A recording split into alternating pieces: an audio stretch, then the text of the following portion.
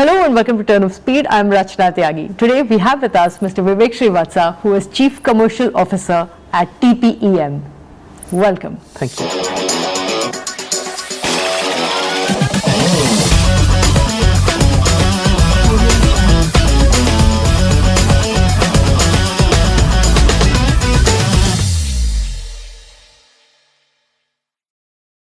I'd like you to tell us a little bit about how you all are planning to position the Tata Punch.ev. Yeah.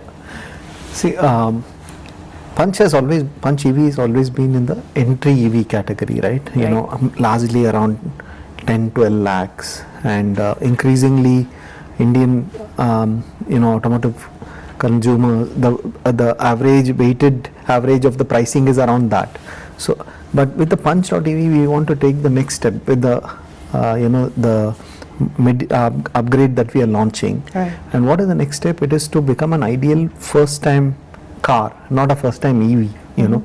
And our analysis is what is preventing people from buying an EV. 2-3 things. One is range, you know.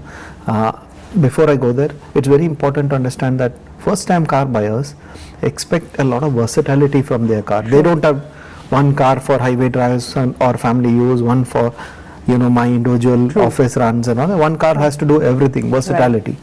Right. And that is what we've attempted with the Punch EV, you know. So whether it is longer range, which is one of the biggest needs for anybody getting into an EV ownership experience. Right. Second is faster charging, you know. Right. They don't want to spend a longer time waiting for cars to charge. Right. Third is some confidence around the battery, you know. There's been a lot of misconceptions. We gave 8-year warranty. People thought that is the life of the battery. Right. Uske baad kya hoga, questions and all that. So we are going to extend unlimited warranty, lifetime warranty as we call it on this. Right. So a combination of these 3 factors, longer range with the bigger battery pack, faster charging and lifetime warranty, is going to bring a lot of confidence to first time car buyers to go directly to an EV. Right. So that is the role of Punch.ev now with this upgrade. Right. You know, we obviously try to overcome all these doubts that people have, and then they realize that this car is actually versatile enough for all my uses. Right. Okay. Of course, the big question is also price, Right. and you will see that tomorrow. We are going to make it very attractive and hopefully disruptive for the first time buyer to actually look at it. Right. So that's the positioning. Get more and more first time car buyers Right. Who were only looking at ICE Right. to start looking at EV as their first time car. Right. Give us a sense of what is the kind of insights that you all are getting about these first time buyers, because there are obviously going to be so many of them looking at it. Yeah. So from whatever you all have gauged over the other vehicles. Yeah, so like I said, for them, they're probably moving up from a two-wheeler or even public transport to some extent, and they want to solve many problems with this. Biggest problem is now people look at road safety or comfort while traveling. Right. Many people buy their first car when they either when they get married or when they get a child at home. So obviously keeping my family safe and comfortable is a big deal. Right. So that's what they primarily expect.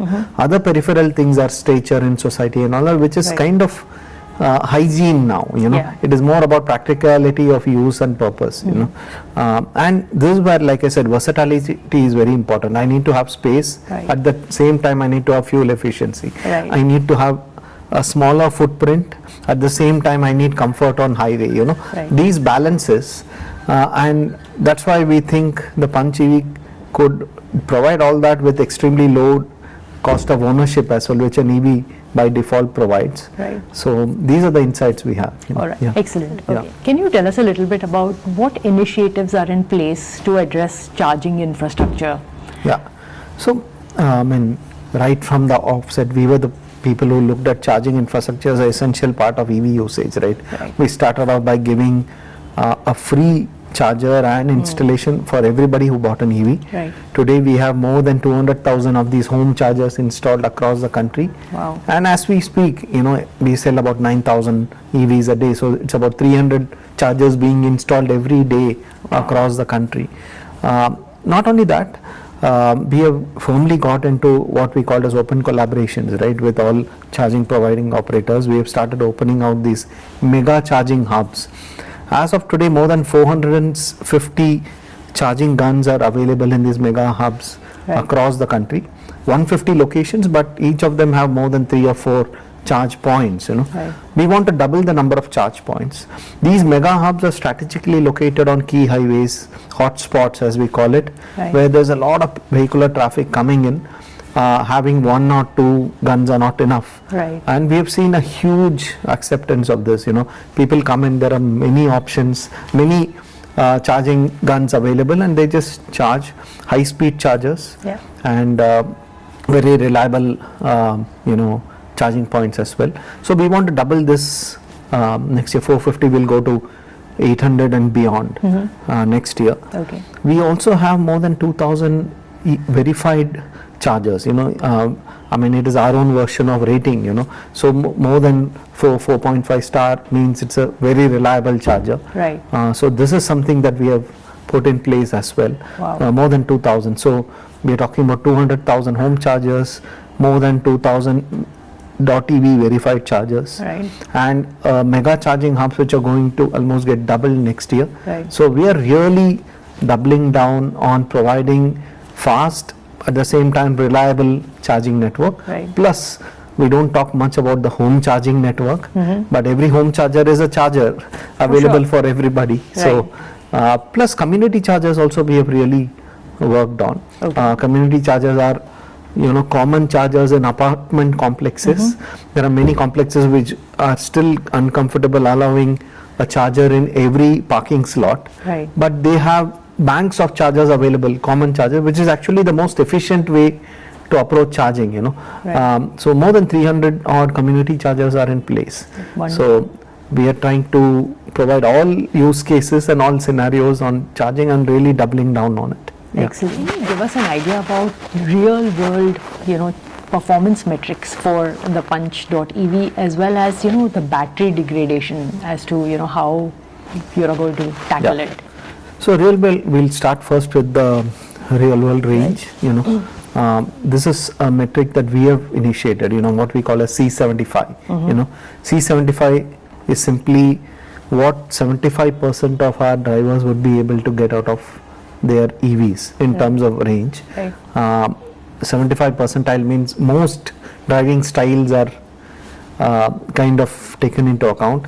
The other 25 are extreme, either too good drivers or people who really drive the car very aggressively. So both the extremes are knocked out and we look at the median. With the Punch.ev, with the 40 kilowatt hour battery, we are looking at a real world range, C75 range of between 335 and 350 kilometers. So it really opens out a very practical use case for a car which can do comfortable travel between 2 cities. We are also enhancing the charging speed, like I said, what we call as 1.5C. Now practically the customers can add 135 kilometers of charge in 15 minutes. So even if it's a drive between 2 cities of, let's say, 500 kilometers, you start with, let's say, 50% of battery, you can stop somewhere for 15-20 minutes and still reach the other city 500 kilometers away. You can't, anyway you will stop, very few people travel 500 kilometers non-stop in India, and you will have a 15-20 minute halt, and in that time you will get 15 minutes unleashes 135 kilometers of range. Maybe 20-25 minutes will give almost 250 kilometers of range. So that is the real world performance we are talking about. In terms of battery degradation, these are largely covered under our warranty programs.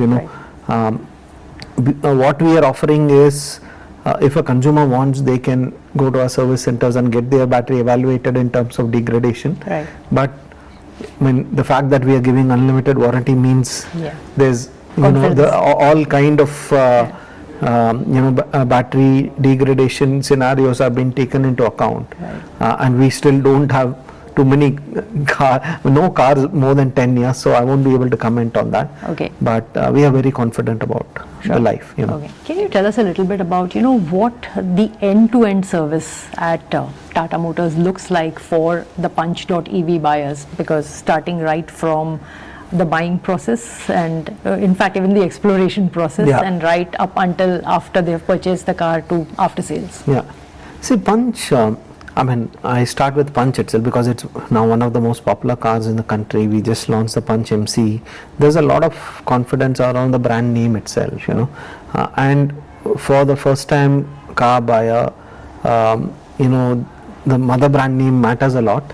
But also second is the fact that Punch is a SUV, a mini SUV package.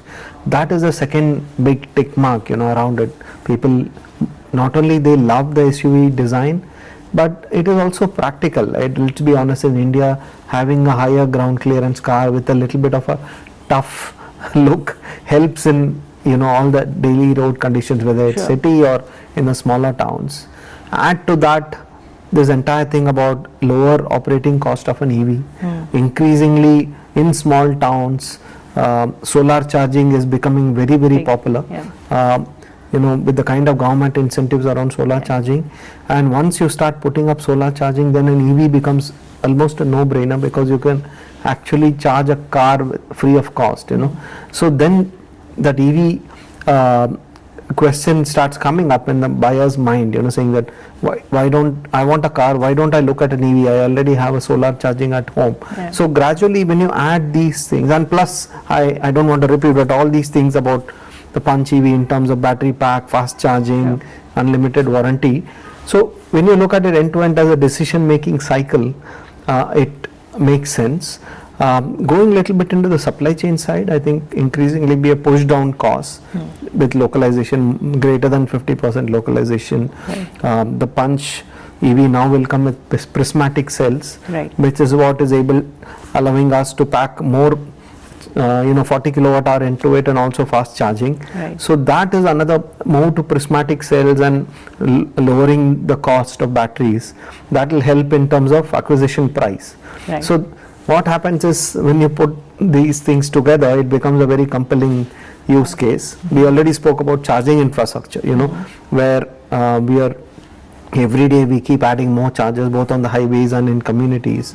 So hopefully it should become a very attractive incentive for people to look at EVs. Excellent. Excellent. Can you throw some light on how the Punch.ev fits into the entire roadmap of Tata's electrification journey? It's a very important product, Obviously, so we have the Tiago, and we want to position Tiago as an ideal city car. Not that it can't go outside, but you will see how the Tiago progresses is to focus on a very safe, comfortable city runabout. Punch EV will be the ideal first car, not just an ideal EV. Anybody looking to move from 2 wheels to 4 wheels, they can look at it. It's got all the tick marks. Gradually moving upwards, you have the Nexon, more comfort, bigger battery, larger families, and then you move upward. But Punch will become the key product which will pull in a lot of ICE considerers into the EV side. So not only for Tata Motors, I think for the entire industry, it is a key car, because when you look at this footprint of 3.8 meters around across the world, very few cars have this kind of battery packs. Very few cars have this kind of charging and warranty, coverage. So Punch is very unique in that matter. It could be a very attractive EV anywhere in the world, not just in India. So it's going to play a very, very crucial role in our portfolio, bringing in more of EV customers for the first time into EV ownership. And I think we being the market leader, it will help other EV players also, because we are doing the hard work in getting people considering EV. Sure. Which also brings me to the question, any plans for exports? Where there's a possibility, we can definitely look at. We are exporting the Punch now to few countries, including South Africa, RHD markets. Where we see a good fit, we can export the Punch. Of course, we'll also have to see our production capability and all that. But Punch is ready to be exported anytime to relevant countries where EV adoption is on the rise. Sure. We might not go to countries where we have to convince them to move to EV, Right. because that is not something which is we want to get into now. Right. But there are many countries which are already well on the path to EV adoption, and we can look at it. No confirmation yet, but the product is ready. Okay. Yeah. Coming to my final question, I just wanted to know from you, how is the Punch ready, and how is it different in terms of its offering, in terms of software and hardware? So is it going to be vastly different from its ICE sibling? Software definitely, because of obviously with the battery management systems and all that, it's very, very different. It comes on the active architecture. Right. In fact, even the active on Punch has been upgraded to a certain extent in terms of safety, and also how the BMS is being managed. You'll hear more about it from Anand tomorrow. Hardware wise, I mean, you will see when the Punch was launched 2.5 years back, it was seen as a very tech forward car. It brought in features from 2 or 3 segments above. Yeah. So we don't really need to add too much of new tech features to it. We're just continuing the same. It is other hardware, as you say, the battery size, the charging and all that, Right. that is different. But fundamentally the Punch ICE and EV are into, while the top hat is same, these are 2 different platforms. Right. So everything around software will be very different. Okay. Yeah. Excellent. Great. Thank Thank you. you. Thank so you, much. Rachna.